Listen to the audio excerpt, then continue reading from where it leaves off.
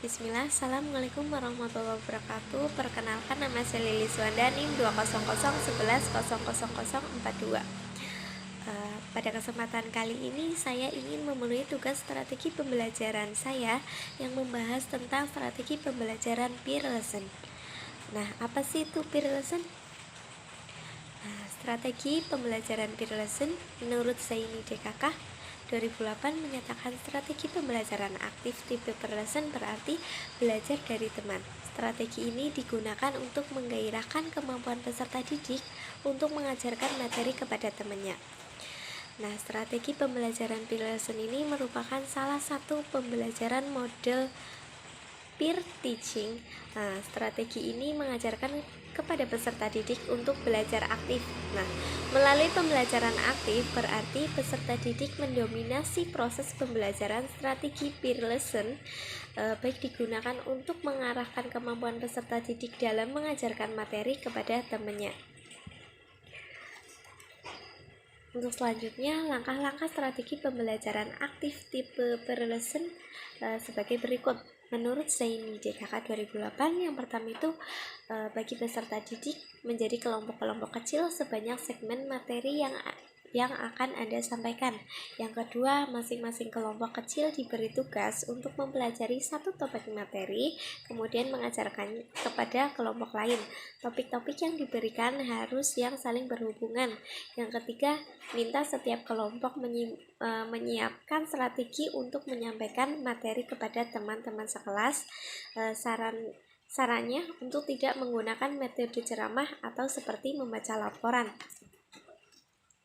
Untuk selanjutnya, yang keempat, buat beberapa saran. Yang pertama, seperti menggunakan alat bantu visual. Yang kedua, menyiapkan media pengajaran yang diperlukan. Yang ketiga, menggunakan contoh-contoh yang relevan. Yang keempat, melibatkan sesama peserta didik dalam proses pembelajaran melalui diskusi, permainan kuis, studi kasus, dan lainnya. Yang kelima itu memberikan kesempatan kepada yang lain untuk bertanya. Nah, untuk selanjutnya yang kelima itu beri mereka waktu yang cukup untuk persiapan baik di dalam kelas maupun di luar kelas. Yang keenam, setiap kelompok itu wajib menyampaikan materi sesuai tugas yang diberikan.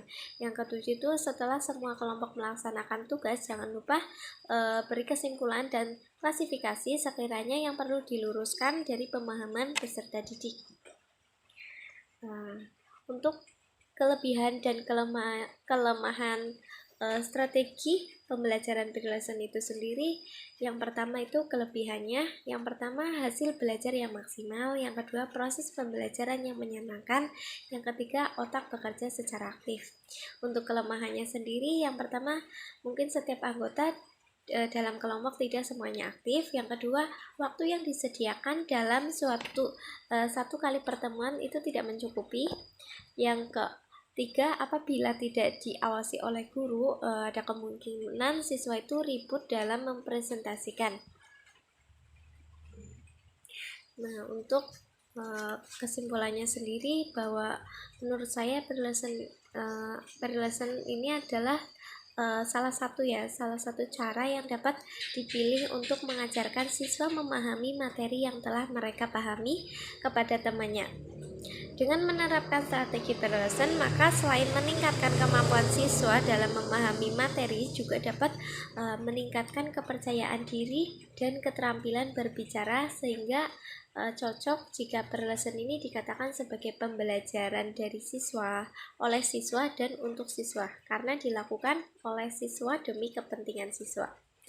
Ya, sekian mungkin presentasi dari saya. Apabila ada kekurangan, saya mohon maaf. Billahi taufiq wal hidayah. Wassalamualaikum warahmatullahi wabarakatuh.